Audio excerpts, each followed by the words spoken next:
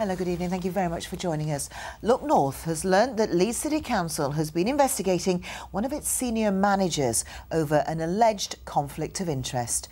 Sylvia McCann is the council's head of events. But she also owns a company which has won council contracts worth hundreds of thousands of pounds to provide security at events around the city. Nicola Rees has this exclusive report. Every year in Leeds, the City Council organises some fantastic public events.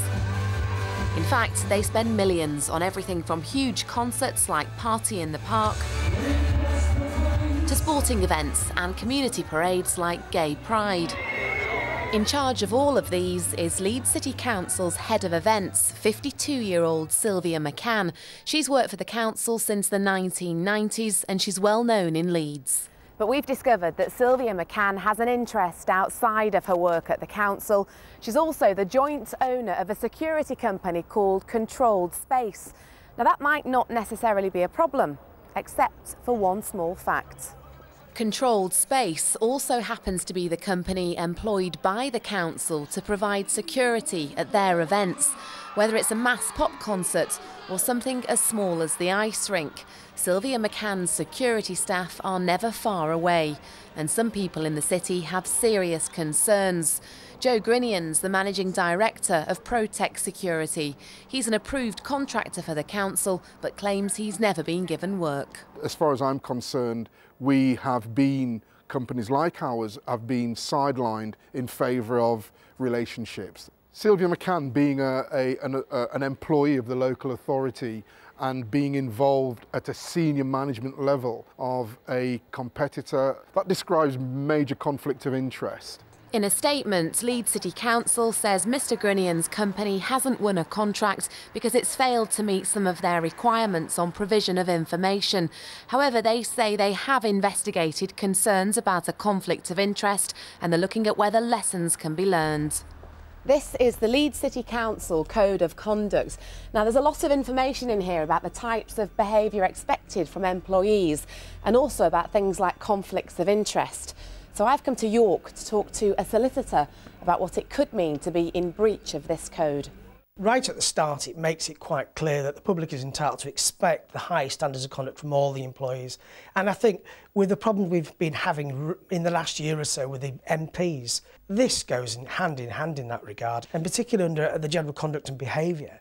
And I'm just reading it here, it literally says that public confidence can be affected with any least suspicions at all of any employees. It's quite obvious that I think action should be seriously looked into and investigated in this matter. Leeds City Council says Sylvia McCann has never been involved in a tender process for which the contract was awarded to her own company. But they admit that as head of events, she can influence how many of her own security staff are employed on a council project. Sylvia McCann's been involved with Controlled Space since it was set up back in 2002, and Leeds City Council have used the company since the very beginning, awarding them hundreds of thousands of pounds worth of contracts over the years. Win, lose or draw, if you know you've been given a fair crack of the whip, then you can't complain. All we're asking for is a level playing field. In my regard, she should be disciplined, and I think she should be dismissed. It goes without saying. There's no doubt that the situation in Leeds will raise wider questions about the conduct of all those in public service at a time when demand for scrutiny is higher than ever. Well, Nicola joins us in the studio now. We've heard from the council, but what has Sylvia McCann had to say? Well, first of all, we now know that Sylvia McCann will be leaving her position at the council at the end of this week. We have had a statement from her. In it, she says she's confident that she's acted professionally and properly at all times. She says she did disclose her role in accordance with council policy.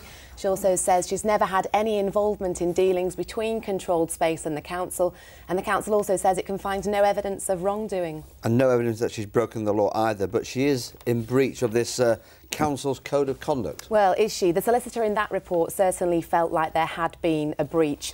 I think it's worth reiterating what the code actually says about general conduct. It's a little bit wordy, but I'll read you a short section here. It says, it's not enough to avoid actual impropriety. Staff should at all times avoid any occasion for suspicion of the appearance of improper conduct.